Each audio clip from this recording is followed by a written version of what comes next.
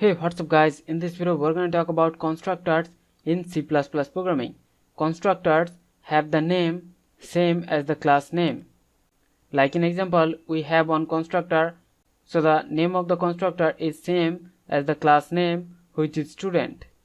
And the constructor don't have any return type and not even void. So we cannot have any return type of the constructor and not even void. And it is a special class member called by the compiler every time new object is instantiated.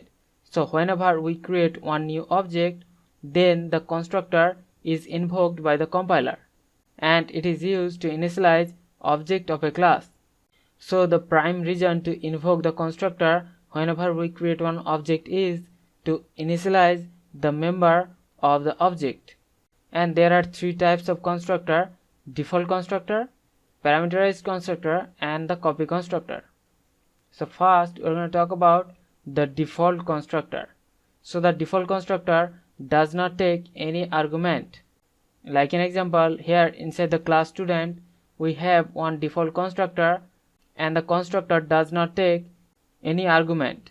And if we do not define any constructor in the program, then the compiler will provide a default constructor.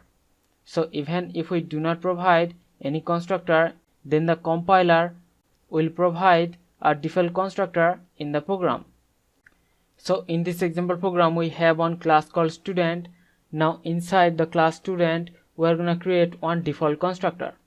So the constructor must be under the public access specifier. So we're going to write public, and after the colon we're going to create one default constructor.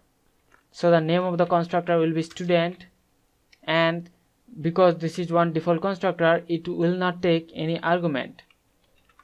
And whenever the constructor is invoked, it should print the string default constructor. And now we're going to create one object of the student class S1.